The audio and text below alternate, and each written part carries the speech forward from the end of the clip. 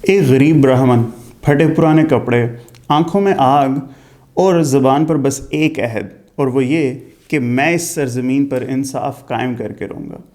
ये बात उसकी जिसने भी सुनी उसने उसका मजाक उड़ाया, लेकिन बाद में वक्त ने ऐसा पलटा खाया कि उसका मजाक बनाने वालों का वक्त ने उल्टा मजाक बना दिया। ये एक ऐसा इंसान था जिसकी हिम्मत, हौसले और विजडम की वजह से एक पूरी की पूरी सल्तनत उसकी दुश्मन बन गई, और बाद में उसी सल्तनत ने उसे अपना मुहाफ़िज़ भी चुन लिया। ये वो इंसान था जिसने अपनी अक्ल, हिम्मत और कुर्बानी से पूरी की पूरी तारीख का धारा बदल दिया। आज हम बात करेंगे एक ऐसे शख्स की जिसे कुछ लोग ईवल जीनियस कहते हैं, कुछ अपना गुरु कहते हैं, कुछ उसे अपना हीरो मानते हैं, कुछ कहते हैं कि इंडिया की सारी डिप्लोमेसी, सारे के सारे जो तखरीबकारी के गुर हैं वो चाणक्य और उसकी लिखी गई किताब अर्थशास्त्र से कशीद किए गए हैं। तो आज की कहानी है कौटिल्य चाणक्य के बारे में।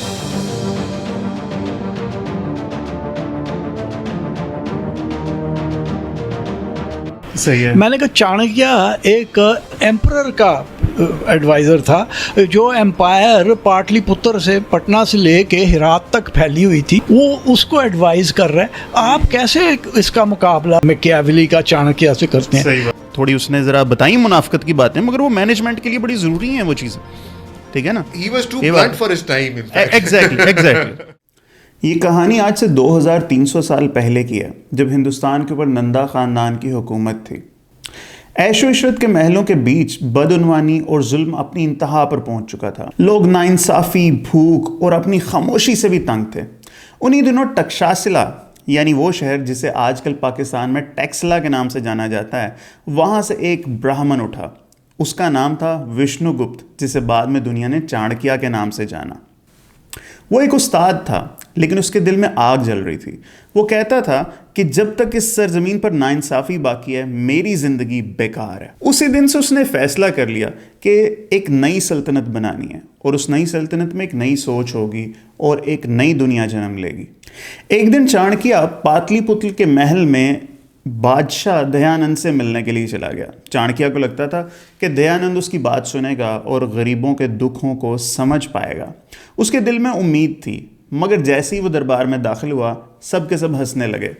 बादशाह ने चाणक्य को ऊपर से नीचे तक देखा और कहा, भाई ये कैसा आलिम है, इसके बिल्कुल फटे पुराने कपड़े, ना इसकी कोई शक्ल, ना इसकी कोई गुफ्तगू। दरबार कहकों से गूंज उठा, मगर चाणक्य खामोश रहा।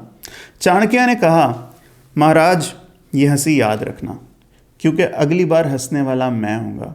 और चाणक्य ने वहाँ पे खड़े खड़े अपने बाल खोल लिए और ज़मीन पर हाथ रखा और एक कसम खाई कि जब तक मैं तुम्हें इस तख्त से नहीं गिरा देता, मैं अपने बाल दोबारा नहीं बांधूंगा।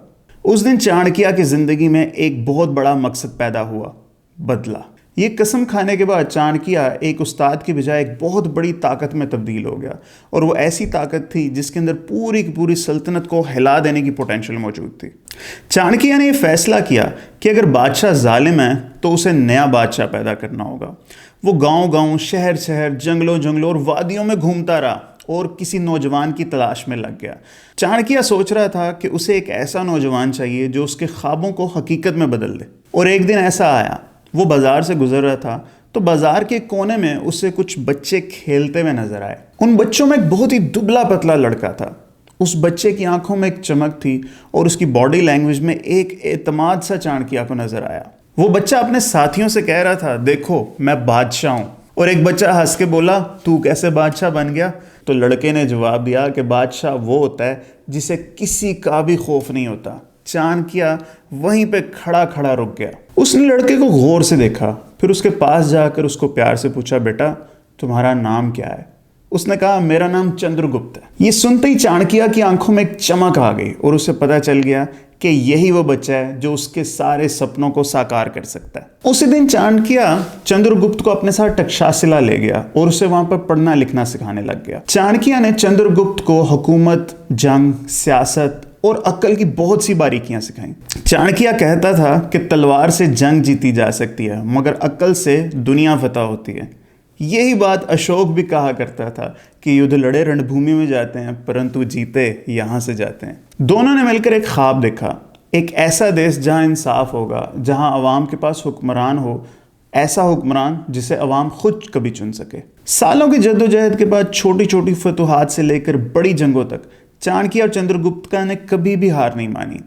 लेकिन आखिर वो दिन आया जब उन्होंने पाटलिपुत्र की फसीलों के सामने खड़ा होकर कहा कि यहाँ जुल्म की कहानी ख़त्म होने वाली है और इंसाफ का अहद आज इस दिन से शुरू होगा। चंद्रगुप्त ने तलवार थामी और चाणक्य ने तदबीर। एक तरफ कुव्वत थी और दूसरी तरफ अक्ल। खून, धूल और तीरों के शोर में एक नई सुबह जन्म लेने वाली थी। जब जंग का शोर ख़त्म हुआ, तख्त बदल चुका था। नंदा ख़ानदान का उस दिन खात्मा हो गया। एक नया सूरज तुलू हुआ, जिस सूरज का नाम था चंद्रगुप्त मौर्य। जब लोग खुशी से झूम रहे थे, तब चाणक्य ने आहिस्ता से चंद्रगुप्त को कहा कि याद रखना चंद्रगुप्त, ये तख्त तुम्हारा नहीं, अवाम का है, और बादशाह वही है जो इंसाफ करे और गुरूर ना करे। यूं मौर्य सल्तनत की बुनियाद रखी गई और उसके पीछे था एक ज़हन, एक नज़रिया, जिसका नाम था चाणक्य। चंद्रगुप्त मौर्य ने सल्तनत संभाली और इसके साथ ही चाणक्य ने फैसला किया कि वो खामोशी से वापस टकसाशिला चला जाएगा। अपनी इतनी बड़ी जीत के बदले चाणक्य ने कोई भी क्लेम नहीं किया, ना उसने सोना मांगा, ना ही उसने हुकूमत के अंदर कोई ओहदा मांगा। ऐसा कहा जाता है कि चंद्रगुप्त मौर्य ने चाणक्य से पूछा कि महाराज, अब आप जाकर क्या करेंगे? तो चंद्रगुप्त मौर्य मुस्कुराया और बोला, अब मुझे किसी को नहीं जीतना, अब मुझे सिर्फ खुद को हराना है। वो अपनी झोंपड़ी पे वापस गया और सारी जिंदगी लिखने पढ़ने में गुजार दी। चाणक्य कहा करता था कि एक बादशाह अपने दुश्मन से नहीं हारता बल्कि अपने गुरूर से हारता है। यही बात गीता में लिखी है कि मनुष्य को उसका अपना अहंकार मार देता है। चाणक्य एक ऐसा उस्ताद था जिसने दुनिया को यह सबक दिया कि अगर अक्ल, हिम्मत और अज़्म मिल जाएं तो तारीख बदली जा सकती है। चाणक्य कहा करता था कि जो अपने दुश्मन को नहीं समझता ना, वो अपनी बर्बादी खुद अपने हाथों से लिखता है। आज भी ये बात इतनी सच्ची है क्योंकि हर इंसान के अंदर एक अपनी जंग चल रही होती है और कई दफ़ा उसका दुश्मन उसका अपना अहंकार हुआ करता है। चाणक्य ये बात समझाता है कि हर मुश्किल का जवाब ताकत से नहीं होता बल्कि सोच, अमल और स्ट्रेटजी से किया जाता है। अगर एक उस्ताद अकेला इंसान होकर दुनिया की सल्तनत बदल सकता है तो हम अपनी तकदीर क्यों नहीं बदल सकते? यही चीज़ जिसे फ्रेडरिक नीत्शे उबरमैन कहता है या अल्लामा इकबाल जिसे खुद ही कहते हैं। एक अकेला इंसान पूरी की पूरी सल्तनत को गिरा के रख देता है। चाणक्य सिर्फ तारीख का किरदार नहीं रह जाता, वो एक मिसाल है कि जब नीयत साफ हो और इरादा पुख्ता हो तो किस्मत भी झुक जाती है। चाणक्य ने एक सल्तनत गिराई मगर उसकी सबसे बड़ी फतह उसकी फ़िक्र की फतह है। आज भी जब हम तारीख के औराक पलटते हैं तो हर सफ़े के पीछे एक आवाज़ सुनाई देती है, सोचने वालों की, सच बोलने वालों की और सिखाने वालों की।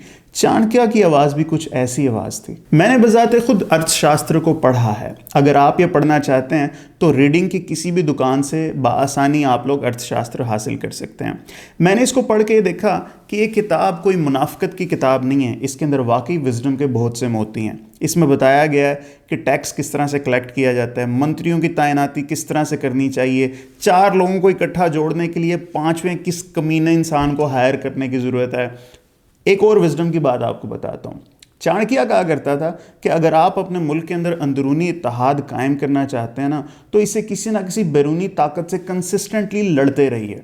फॉर एग्जांपल, जब कैपिटलिज्म का दिफा मंसूब था उस वक्त अमेरिका ने पूरी दुनिया के सोशलिस्ट ब्लॉक और कम्युनिस्ट ब्लॉक के साथ जंग छेड़ी हुई थी।